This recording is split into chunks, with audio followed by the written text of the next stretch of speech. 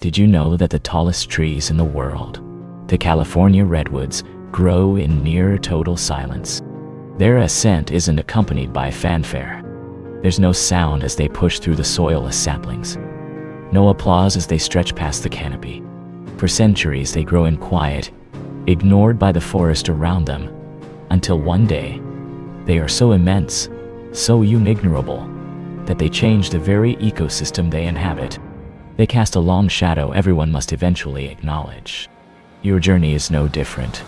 Right now, you might feel like that sapling, buried in the dark, surrounded by a forest of noise, of louder voices, of people who seem to be growing faster, reaching the sun quicker. You speak, and it feels like your words are absorbed by the soil. You extend a hand in kindness, and it goes unnoticed. You have a vision for what you could become, and it's met with a dismissive smile, a vacant nod, the silent treatment of someone who has already decided you are not worth their attention. This is the ignored phase, and it is the most fertile ground you will ever know. This phase is not a mistake. It is not a sign that you are on the wrong path. It is, in fact, the prerequisite for every significant transformation that has ever occurred. Think about it. The masterpiece is not painted in the gallery with critics looking over the artist's shoulder. The revolution is not planned in the town square. The warrior is not forged in the parade ground. They are created in the quiet, lonely spaces where the only audience is your own resolve. When no one is listening, you are free to find your own voice. When no one is watching, you can make the ugly, awkward, necessary mistakes that lead to mastery. The laughter, the scrolling past your life, the easy dismissal. These are not barriers. They are gifts. They are the sound of the world giving you the one thing you need most. Solitude. Because real power doesn't announce itself with a shout. It builds itself, brick by silent brick, in the foundation of your character, far from the spotlight. The spotlight is fickle. It shines today and is gone tomorrow. But a foundation, built in darkness, will hold up any structure you dare to place upon it. I remember the feeling. It's a specific kind of cold. It's not the cold of winter, which is clean and sharp. It's the damp, clinging cold of a room that has been empty for too long. You offer an idea in a meeting, and there's a beat of silence, just long enough to feel the void, before the conversation simply flows around your words, as if they were a stone in a river. You pour your heart into a project, an act of kindness, a piece of work, and you present it, hoping for a spark, for a connection, only to be met with a polite thanks that feels more like a period at the end of a sentence than an opening for a dialogue. It makes you start to question the fabric of your own reality. Is my voice really that quiet? Is my effort truly that insignificant? Am I just a ghost in my own life? You begin to learn the geography of the periphery. You become an expert in the sight of people's backs as they turn to talk to someone more interesting, more important, more visible than you. This is a pain that is difficult to articulate because it is an absence, a hollowing out. It's the pain of potential with no outlet, of a song with no listener. But this is where the alchemy begins. This hollow space, this void of validation, is where you are forced to find a different kind of fuel. You stop creating for the applause and start creating for the creation itself. You stop speaking to be heard and start speaking because the truth within you demands a voice. The ignored phase strips away the non-essential. It burns away the need for external approval until all that is left is the raw, unvarnished core of why you are doing this in the first place. And at that core, you will find a strength you never knew you had. It is a quiet, patient strength. It doesn't need to scream to prove it exists. It knows. It's the strength of the seed that cracks the pavement. It doesn't argue with the concrete. It simply grows until the concrete is no longer there. Your silence, your isolation, is not a prison. It is your workshop. And in this workshop, while the world is busy with its noise, you begin the real work. This is the transition. This is the moment you stop waiting for an invitation to the feast and start building your own table. This is the grind phase. You disappear.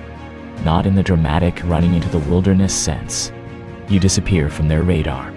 Your social presence dwindles. You say no to gatherings you once felt obligated to attend. You become a ghost in their world because you have become a god in your own. While they are mocking you, you are learning. You are consuming books, courses, experiences. You are dissecting your failures not as indictments, but as textbooks. Every slight, every moment of being overlooked becomes a piece of data. It is no longer a personal wound. It is intelligence. It tells you where the weaknesses are, not in you, but in the system of their thinking. It shows you what they value. Flash over substance, noise over signal. And you quietly, methodically, decide to build the opposite. While they are resting, you are building. This is the cold, hard discipline. It's the 5 a.m. alarm when the bed is warm and the world is asleep. It's the hours spent practicing your craft after a long day when everyone else is scrolling through screens, numbing themselves to their own dissatisfaction. It's the repetition, the 10,000th attempt, the sweat that no one sees, the tears of frustration that you wipe away yourself.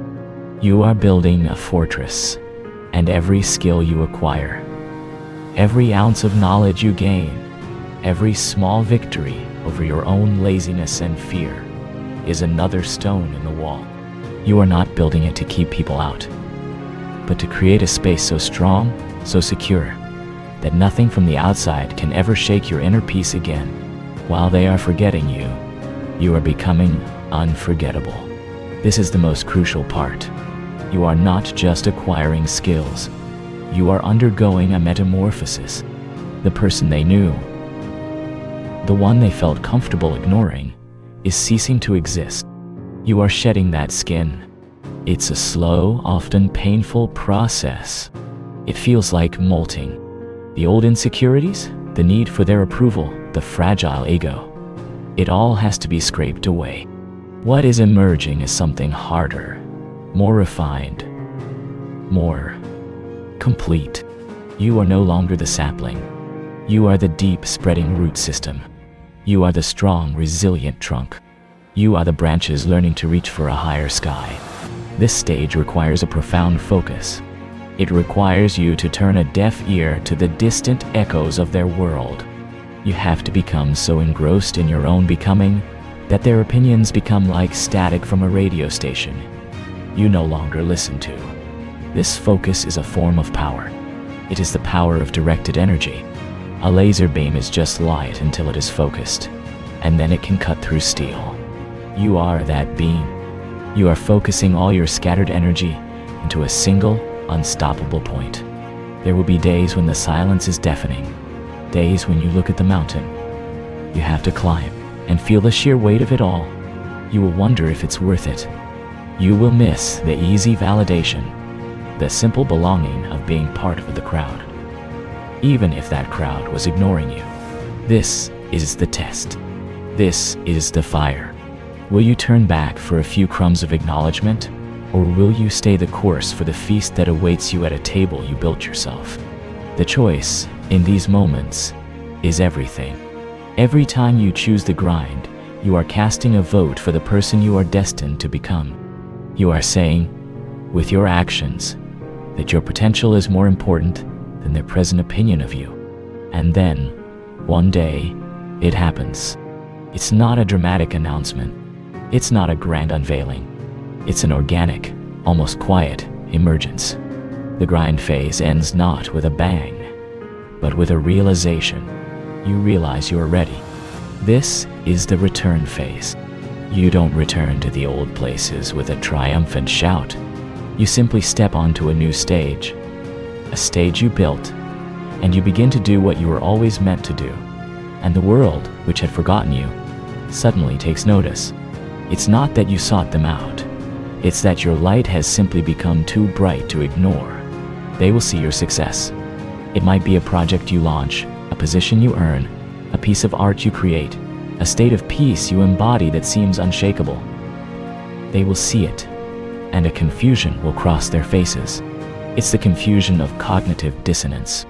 The map they had of the world, the map on which you were a small, insignificant dot, has just been proven catastrophically wrong. They will look at you, and for a moment, they won't see you. They will see the ghost of the person they remember, superimposed over the formidable person you are now, and the ghost will fade. This is the moment of their realization. It will dawn on them slowly, or perhaps in a sudden, painful rush. They will realize they weren't ignoring you. They were ignoring a future they could never handle. They were ignoring the early, subtle signs of a coming storm, mistaking the drop in pressure for mere calm.